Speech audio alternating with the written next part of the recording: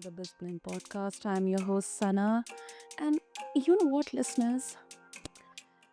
Sometimes business improvement feels like this big, glossy idea. Charts, slides, and endless jargon. But in reality, the real work happens when things are messy on factory floors, in warehouses, in construction sites, and etc. And that's where today's guest has spent over 20 years helping businesses become more efficient, profitable, and scalable. He's not from a big four consulting background, and that's exactly what makes his perspective refreshing, listeners. He's the founder of OE Partners, a lean management consultancy based in Melbourne, and co owner of a steel shed manufacturing company.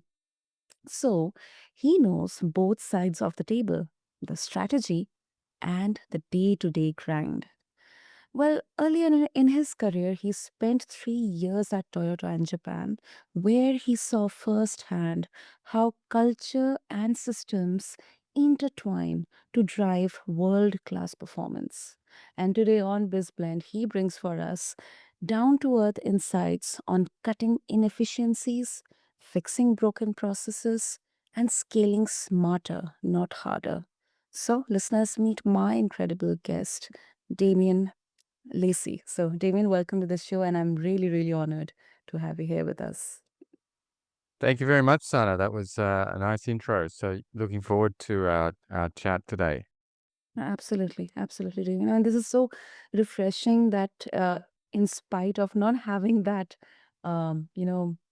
traditional consulting background, you know both the sides of the table, and that's what exactly especially entrepreneurs and business owners, they need to know when it comes to especially business improvement and transformation. So let's start with the inefficiencies. So Damien, you have worked with so many teams who feel stretched thin, working harder and harder, grinding, but not really moving forward. So Mhm. when a business leader senses that something's off, but they can't quite name it, where should they look first for hidden inefficiencies? Yeah, it's a good question. You are right. A lot of teams and businesses have the same challenge: spread thin, not making as much progress around improvement as they would like. Look, there is more than one. There is more than one way. Okay. You can start small, and work on what's immediately in front of you.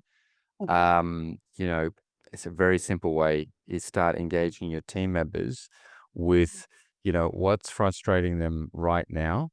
What are some immediate problems that they're dealing with? Mhm. What's delaying them from fulfilling their customer requirements?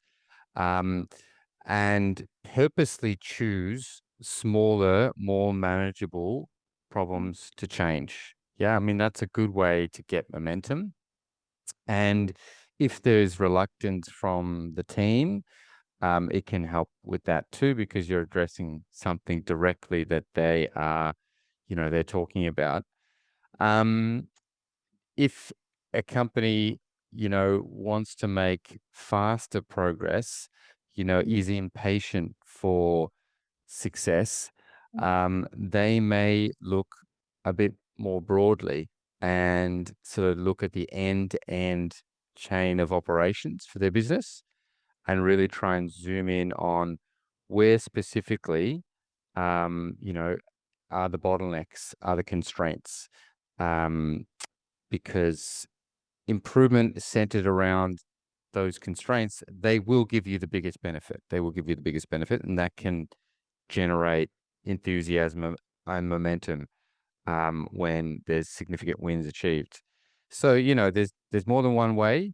Um, Start small, or look more broadly and find the overall constraints. Both approaches are worthwhile.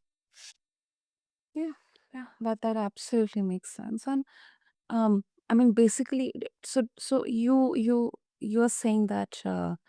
we should start first with the people or processes, or maybe it depends on case to case? Mm.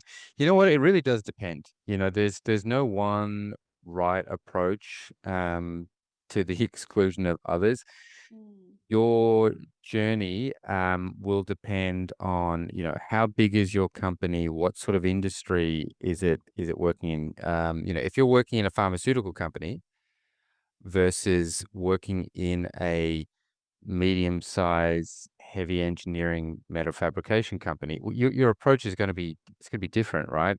Mm. The culture of that organization is gonna be different. If the organization has had, um, you know, uh, no experience with operational excellence, with process improvement, um, versus a company that tried it and failed, again, your approach is gonna be a bit more cautious, right? So it really does depend. So long as you're making progress, as so long as you're improving, the way work is done, then you're on the right track. Um, so a lot of businesses will get stuck in the noise Mhm. and they'll get stuck on transactional tasks. Mm. And I've got to respond to that customer's email. I've got to, deal with that complaint. I've got to book that order. And that's important. That's great. Don't get me wrong. But that alone is not shifting the performance of your business forward. Okay. So, how is that work done? What's the procedure that's followed to ensure it gets done efficiently and it's getting done to the right quality? If you're a leader and you're doing that job yourself, Mhm. you know, that's not a great outcome. You need to hand that over to, a person in the organization to free you up from more strategic work. Is there a new system you can put in to make that more efficiency? Those kinds of things will drive performance of the business forward. So, the idea is, um, what's the signal? What's the noise? And if you Mm. can focus on the signal, the things that really will shift performance, then you're winning. Okay. Mm. So if it's a small change with your team members, whether it's a big change, whatever the change is, making sure that you're driving the performance of the process forward, then you're winning. Yeah, yeah, absolutely, absolutely. And this is such a vital, very crucial aspect of running a business. Um, Hmm. and this also kind of uh, it's quite an interesting question, Damien. So, how do you how would you help them tell the difference between a genuine inefficiency and just the normal friction of running a business? Mm, mm. Well, look, I mean, if you should be able to tell if it's wasteful or if it's the normal day-to-day running of a business. Okay, so if and this is sort of a bit of a one of the lean principles that we follow. Uh-huh. If the task you're doing right now is creating the value that your customer cares about, then it's valuable, right? If it's not, then it's likely to be wasteful. And if it's wasteful, there's an opportunity to remove it or to reduce it, streamline it. So let me give you like a really simple example. Okay, a really simple example. I think no matter where we are in the world, we all drink coffee. Okay, Yeah. so I think it's an example that we can all relate to. If you walk into a cafe, right? Okay. Uh-huh. Let's say a Starbucks or wherever, the steps that the people in the organization are doing that are creating value are, warming the milk, Mhm. assembling the lid onto the cup, Mhm. delivering the cup to your hand, right? These are all things of value. They're essential. The things outside of that probably can be streamlined, can be improved. Ordering stock from your suppliers, arranging the roster for next week. Yeah. Um, those things, how can we streamline those? How can we make them more efficient? Because your customer doesn't care. Exactly. Your Yeah. customer doesn't care that you took an hour to organize next week's roster. Yeah. Um, or if the machine broke down, okay, that should be eliminated. That should never happen, Yeah. etc. So getting really clear about the work that you do, what is creating value that your customer cares about, Mm-hmm. what's not that, and really targeting that. So how do I streamline?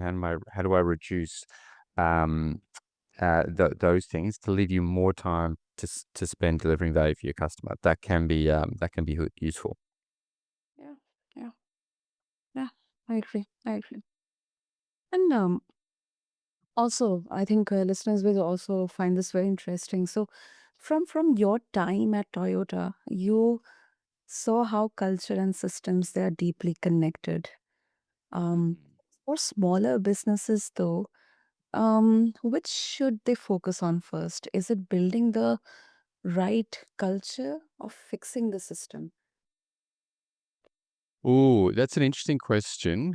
Mhm. Um, and I don't want to kind of keep saying repeating the same thing, but it does depend. It really does depend on the needs of that business. Um, I would say the culture and the systems, they do go hand in hand. They do go hand in hand. Um, the best way I think you can build culture in a company, even a small company, um, is by engaging the team and solving problems. Okay. And that problem, the solution of that problem will be hopefully an improvement to the system, to the way that we work, to the processes that we follow, the steps we follow. Um, so if we can engage the team to say, you know what, it's really annoying that um, we have this mistake happen frequently. Let's try and figure this out. Why is this happening repeatedly? Let's see if we can come up with a permanent fix to this because it frustrates everyone. And getting the team together around that problem or opportunity, whichever label you want to put on it, and saying, okay, why did it happen? What can we do about it? What are some ideas? And then putting those ideas in place and seeing the fix happen. There is no better way of building culture in an organization than doing that. Um, you can have a company vision statement, you can have your goals on the wall, you can have inspirational speeches, and these are all good, right? Don't get me wrong; they're all very useful things and important. But if you really want to drive culture forward, getting teams together and solving problems is where it's at. That's gonna get the job done. Yeah, yeah, yeah. And that's such a golden rule because these anecdotes and the observations, the experiences, the approaches, they kind of become the playbook for the company in the Hmm. foundation Absolutely. principles, especially on building culture and systems. Um, yeah, and I think also from a perspective that sometimes leaders they would try to copy what works for a massive company, but it may not translate the same way for a 10-person business or a 20-person business. So it's a very practical approach. Mm. Yeah, absolutely. You're right. The solutions that you put in place for a massive business should have to be different in a smaller organization because the requirements are different.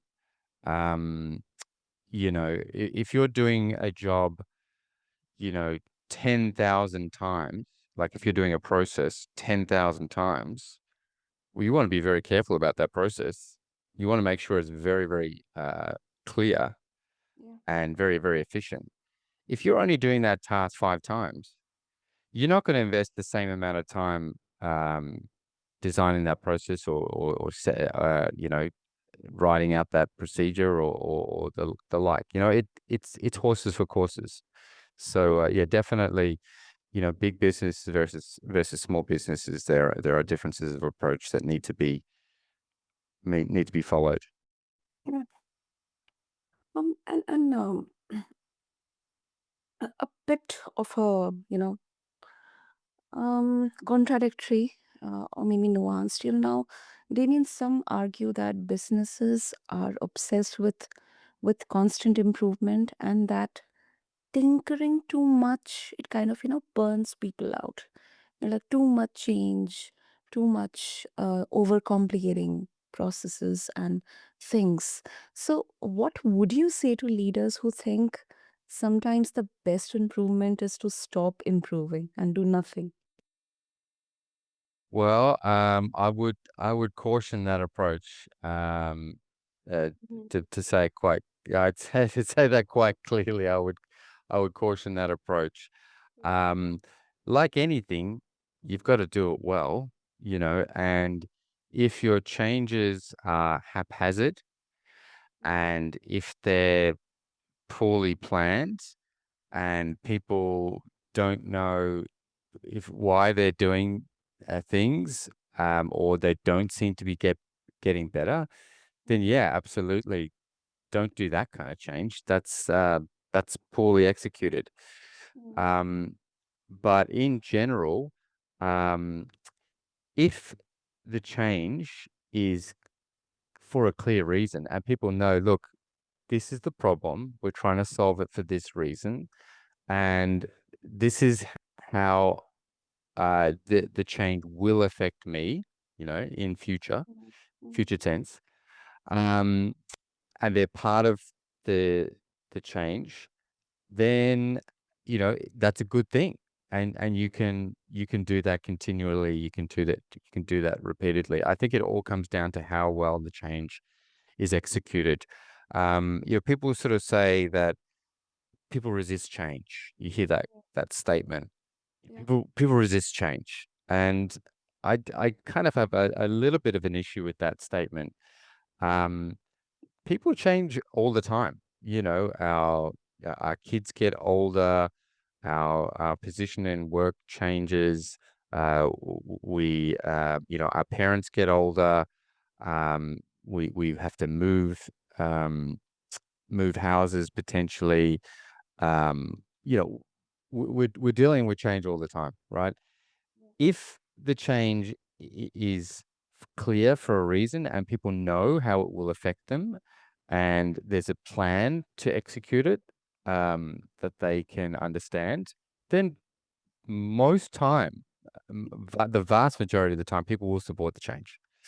And if you get resistance, there's usually a reason behind that resistance. So to summarize, um, the best change is definitely not to do anything. That's like the road to stagnation, and your competitors probably don't have the same mind view. So that's a risky strategy. I would instead say try to execute change well. Mm, that's quite well put, Damien. um, and before we wrap up, I think it's a very interesting question. Of course, I mean, you have built your career outside the Big Four model, but um, what I've seen, that companies would still trust the big brands first, the Big Four. Why should a business owner choose a hands-on approach like yours over a polished consulting giant? Well, I suppose it comes down to what you're after. I'll make a disclaimer here, Sana. We do have some members of the team who have got Big Four experience. Yeah. Um, so I'm not completely anti that level of experience, but Mhm. it's more so we're all from industry, right? So we're all from large world-class organizations in industry, and it comes down to results. Um, So there'd be a couple of reasons why you would choose a smaller firm. Um, one is a more calibrated approach. Um, Generally speaking, when we engage with a new customer, we're starting in a small, focused way, demonstrating some success, proving the relationship on both sides of the table, and then going from there. Okay, so we're not trying to boil the ocean and trying to sign some massive contract to lock the client and ourselves in. So that's an advantage, I think, to have a more calibrated approach.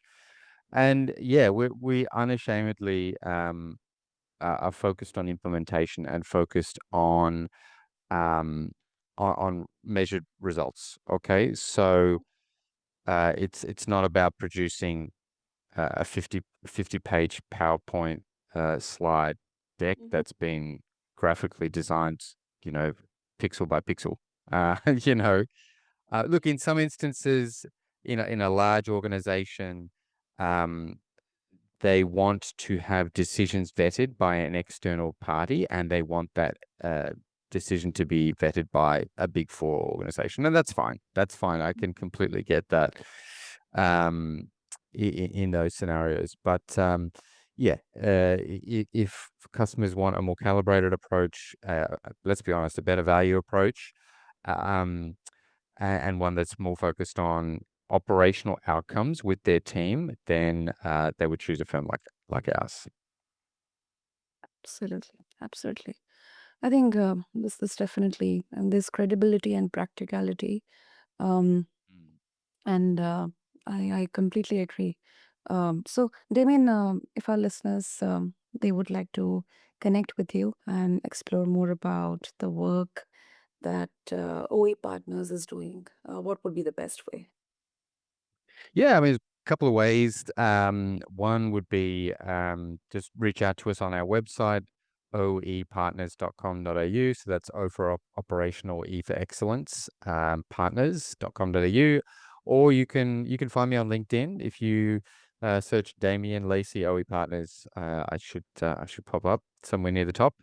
And yeah, happy to connect with your listeners and field any questions they may have. Super, super.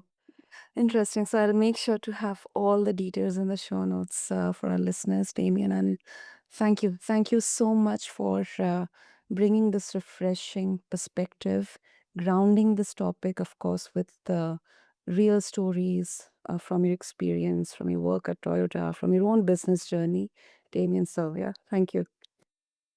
No, thank you, son. It was great. I enjoyed it.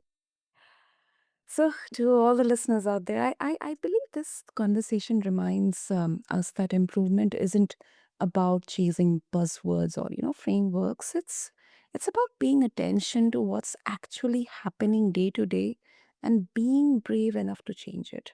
So, thank you to everyone for tuning into BizBlend. Until next time, keep blending strategy with humanity, and remember, business gets better when people do too. Until then, this is your host, Sana, signing off. Thank you.